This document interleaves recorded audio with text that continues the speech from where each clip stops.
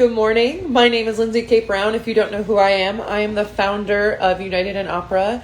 And this month, the month of September, I really had to think about what month it was, has been a month of going back to school. You know, things that we learned in school that we may have forgotten since we left, or things that we never learned while we were there and probably should have learned. Today I am going to be joined by Brooke Benson. She is the founder of Not Starving Artists, which is an Instagram page. You should go check it out. Great tips on spending, saving, all of the above. And so we're going to bring her on. Also, I'm just like calmly petting a dog over here, which is why my one arm keeps moving. She insists that I pet her all of the time. So I will go ahead and bring Brooke on. And we'll get this started.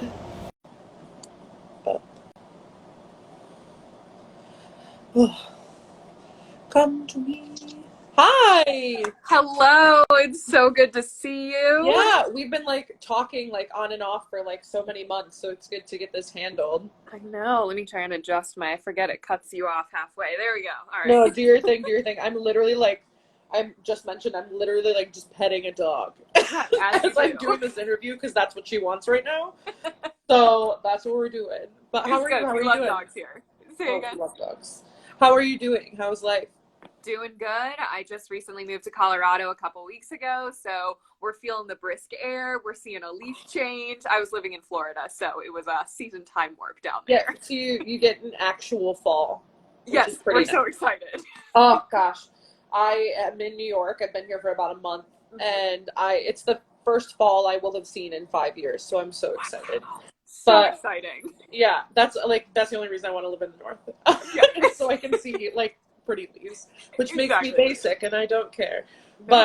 But so I want to get started because I know that we don't have a ton of time. Can you just let everybody know what like Not Starving Artists does and what your platform is all about? Yeah, so Not Starving Artists, our whole mission here is to destroy the starving artist trope.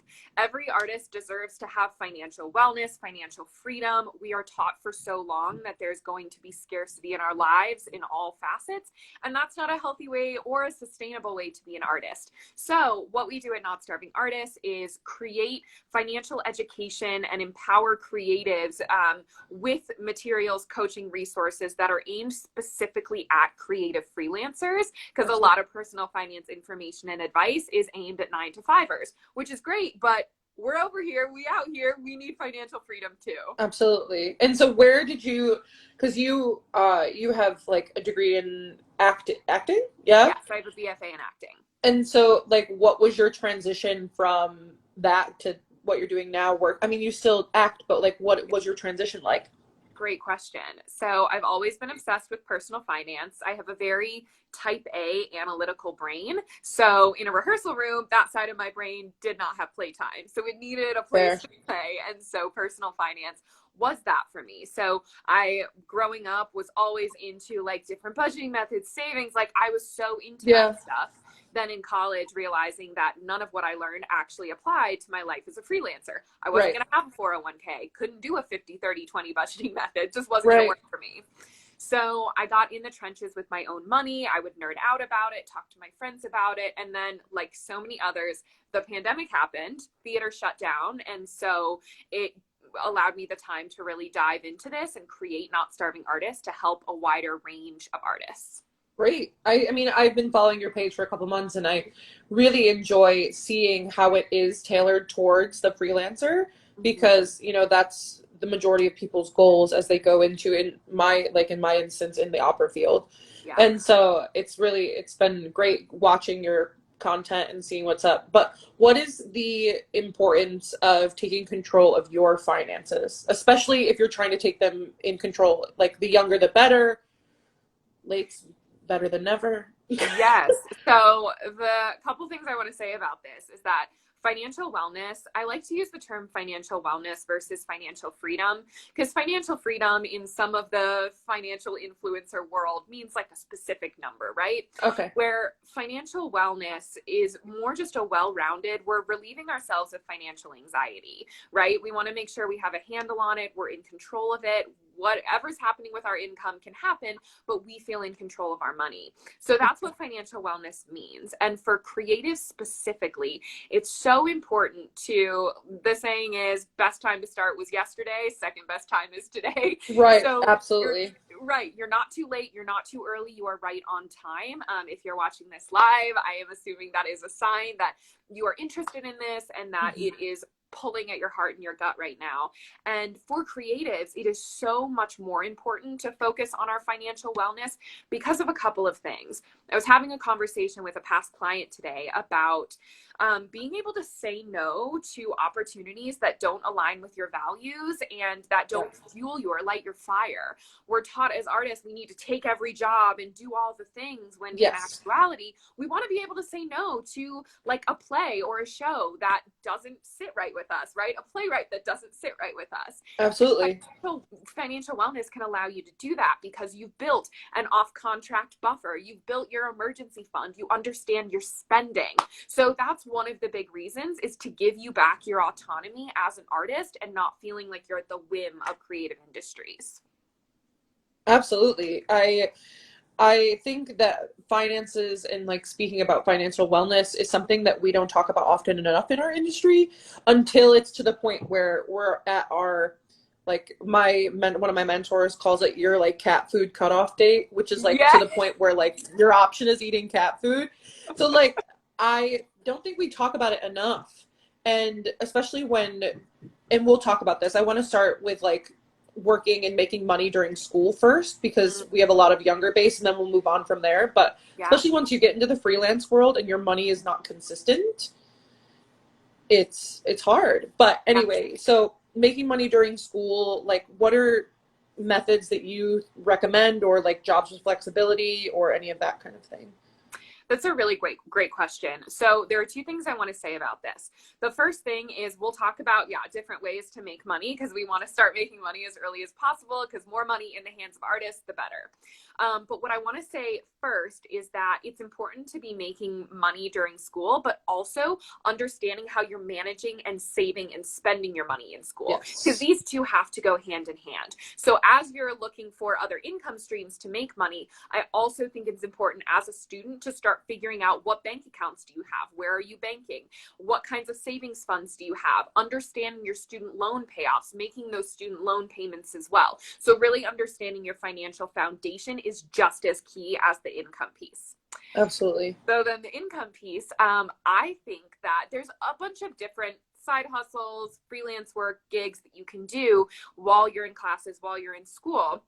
But something that I wish I would have been taught and given more importance in my BFA program is the importance of finding other income opportunities that fuel your soul, right? Not just the survival job, not just what other job can I get that can be totally flexible to this thing that I'm passionate about. It's important for us to start diving into other things that we're passionate about to possibly become our own online business, our own side hustle, whatever you want to call it, so you can be generating and in control of this other piece of income. So maybe that's diving into other hobbies, etc. I know that's not as tangible and concrete, but I know all of my artist friends, especially during the pandemic, we've had realizations of, all right, we all want to start our own things, so that again, we get autonomy back as artists and get to choose what art we are a part of. Absolutely. And we're in control of one income stream, right? All of our other income is from someone else, but we get to be in control of one.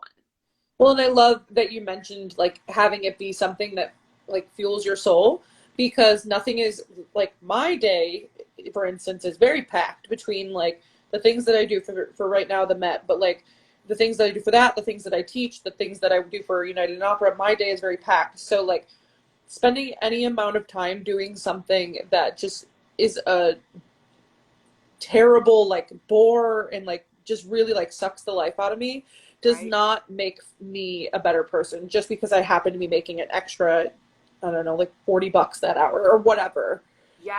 And so finding something that fits your existence is really helpful. I love that. I'd love to share a quick story too, because one of the side hustles, one of the survival jobs that I had while I was an actor to pay the bills was I was a teacher for an online education platform that was teaching Sure. English to students in China. Now, that was really easy for me, but it also drained my soul. I only had to work a couple of hours a day on it, but by the end of those couple of hours, I had no energy to do anything else creative. It was sucking my soul. Even Right. though it was flexible, I could make my own hours. By all intents and purposes, it should have been perfect. So I had to step away from it. And I was like, you know what? I need to step away from this and do the harder work of finding something I'm passionate about. And then a couple months ago, there was a new regulation in China that said those are no longer allowed. So the entire company shut down. Oh, So wow. again, that was a total income stream that if that's what I had been depending on as my Would have survival been gone. job, just it's so out of your control. Where if you have something that you own, you are so much more in control of that income. So I just wanted to share that as well as an extra. Start your own thing. Find something No, else you're passionate about. that's such a good thing. I actually know friends who did that and Yeah. went through that situation. So I hear that loud and clear. No, I love that. Okay. So we're in school, we're trying to make money on the side, do the thing, and then we have to do audition seasons. Yeah. Audition season is a real, like, for lack of better words, money sucker between, flights, audition fees, paying for pianists, getting the right outfit, like copying music and resumes, like everything, getting food while you're there. Like, so what do you have recommendations for somebody who's going out and doing the audition season and like trying to figure out what to do? Yes. So the first thing I want to say is the earlier you can start planning for it, the better. We know that audition seasons are coming, and we know that it is a big spending season. And it's okay to have big spending seasons, but we know they're coming. So as early as possible as you can start saving money for it. I love sinking funds. Now, sinking funds are specific savings, right? That are these shorter term goals. Like, okay, I know I'm going to need new headshots. I know I'm going to need to hire a pianist. I know I need to take these 2 flights, right? So you have these specific goals that you can start saving towards. And it's easier to save money towards those things if you know the specific number you're shooting for. And there are buckets with specific titles or nicknames on them where you're like, yes, I need to get my ass on that flight, right? Absolutely. So I got to put money in there. So that's one thing. I would say this is a little side thing, but when it comes to a lot of travel, there are travel rewards credit cards where you can get a bunch of miles. I don't want to like shout out any in particular, but some of them have annual fees. But if you can meet this, right, the stipulations of spending, a couple of thousand within the first 4 months or something like that, you'll get like $1,000 worth of flight credit. Yeah. So I know that's something I utilized during an audition season and was able to have all my flights paid for and just utilize that. Yep. It's a much deeper conversation, but those are the 2 things I wanted to throw out about that. No, absolutely. And something that I didn't realize when you're doing these like travel credit cards and you have to like pay a certain amount within a certain amount of time, a lot of places will allow you to pay your rent via credit card, and they may charge like a 3% fee or whatever, but like you pay your rent for like 2 months or even 1 month, depending on where you live and what you do, and you've hit that mark. Right. And like buying on credit cards and then I usually buy on credit cards and then immediately pay off with the money in my bank account. Use them as And a debit so card. racking up that credit, getting those Yep. points, but then immediately paying them off so I don't have credit card debt. But Exactly. also things I recommend for like from the opera side of things, really taking a look at what the seasons are that you're auditioning for. Like not choosing to audition for everything, like casting a wide net and instead casting a focused, like realistic net, knowing, okay, these programs or competitions, they fit my voice, they fit the age range that I'm in, they fit the level that I'm in terms of like readiness. Yeah. That also really helps, I think, cut down how much or what you apply for. So I wanted to throw that out there. Yes. So now that we're done with this, we're like out of school, we've got auditions done, like, so saving money and investing money, I want to talk about investing a little bit as well. I know that can be pretty complicated / difficult depending on your financial situation, right? Because everybody's in a different financial situation. Some people have a bit more cash flow than others. Some people are paying $100,000 in student loans. Some people are paying 10. Right. So how is there, is it better to save money or invest money? Number one. And two, just like what your thoughts on that in general. But Yeah. Yeah, great question. And I want to plug that there's so much nuance in this, and to remember that personal finance is personal. And so I'm going to share kind of some guidelines, things to think about. But at the end of the day, you know yourself best, and you know in your gut what's going to be best for you. So follow that. So when it comes to saving money, investing money, paying off debt, also with the cash flow that we've got coming in, right? There's so many different things at play. So what I think is important first is to figure out your priorities, right? And I mean emotional priorities as well as logistical priorities. So I want, if you have debt, whether it's credit card debt and student loan debt, one or the other, auto debt, whatever, I want you to list those out with your interest rates that you're paying, as well as the amount that you've got left to pay on them. So I want you to see those and kind of organize them in, there's two different ways. You can do them by the lowest amount that you owe, paying that off first so that it snowballs, or the highest interest rate, paying off that one first. So that way you're paying the least money possible. Both are fine. So I want you to list those out. And then I also want you to list out your internal values and goals for your life. So your bigger visions. Do you want to travel more? Do you want to have a kid or a fur baby? Do you want to retire early? Like, what are those bigger visions for your life? And getting really specific about those. Because once you have this list and you've got these things percolating in your Google Sheet, your Pinterest board, your journal, whatever it is, you can start to align and see where is my money going to go, right? Like the jar of jelly beans, where are my jelly beans going to go? Absolutely.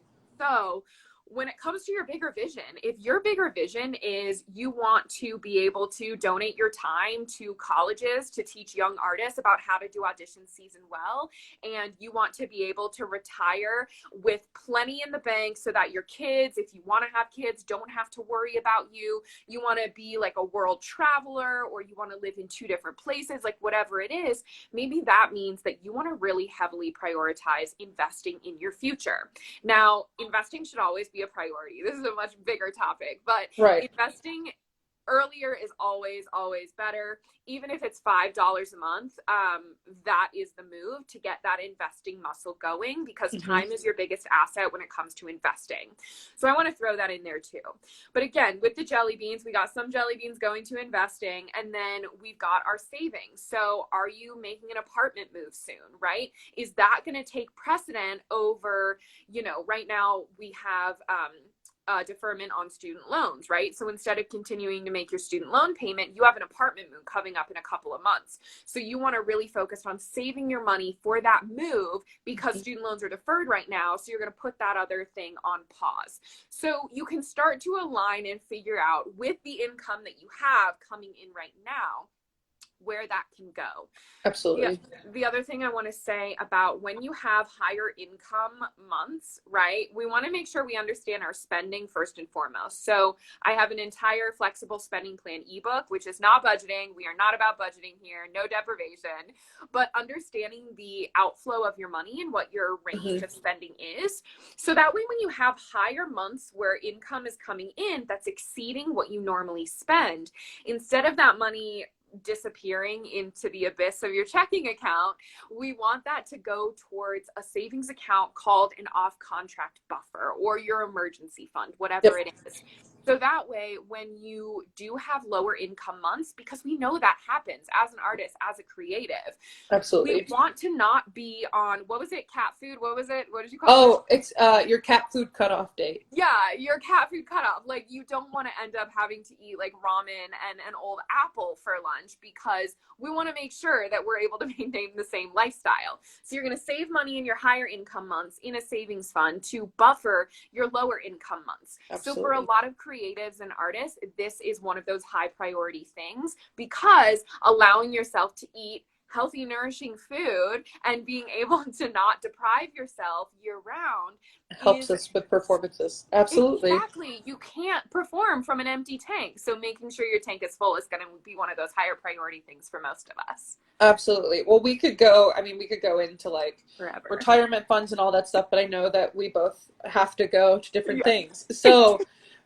I want you to plug your two things that you sent me, and I will post this on our Instagram and stuff too, so no worries there. But plug those two things for me, and then we'll say goodbye and stuff. Amazing. So the first thing I want to say is that I would love for you to follow me. I am at Not Starving Artists. I have an Ask Me Anything every Wednesday. I'm very active there. I would love to meet you. Make sure you DM me and let me know you watch this live so we can connect. I have two ways that I can support you right now. The first one is I have a holiday money workshop coming up on next Saturday, October 9th at 11 a.m. Eastern. So this workshop is going to be a live workshop where we get prepared for the holidays. You're going to leave with a personalized money plan to make sure your holidays are full of joy, no deprivation, but also making sure you stay fiscally fit for when 2022 hits, right? 2022 is going to be our year, right? Hopefully. Holy Moses. So that workshop is only $3, and it's only $3. I just want to make sure you've got skin in the game so that you show up, you stay accountable because you got a couple dollars in it, right? So you can sign up for that. And I have a financial wellness crash course, which is a 30-day program to teach you all of the educational basics of money for freelancers that we wish we had been taught in school. So it takes you through this whole curriculum. You've got live coaching Q&As with me. The next round of that starts January 1st, 2022.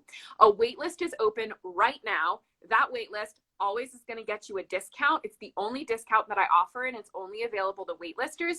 And if you get on now, there may be some early enrollment in November, so you get access early. So I would love for you to get on that wait list if you are interested, so we can destroy the starving artist trope together. Absolutely. Well, thank you so much for coming to hang out with me. And I'll be posting this on our Instagram feed. So anybody who, I know there's like people who've messaged me that's like, I'm too far, like I have this. And I was like, yeah, you can totally watch it later. Like no big deal. Watch the recording. Then Yeah, it's cool. Let me know you watched it. Yeah, it's cool. So, but thank you so much for coming to hang out with UIO, and we're so grateful to have you, and I'm going to come hang out with you in January. That sounds fun. Amazing. Love it. Thanks so much for having me. So good to meet all of you all. Can't wait to meet all of you in the DMs. Oh, all right. Bye. Bye.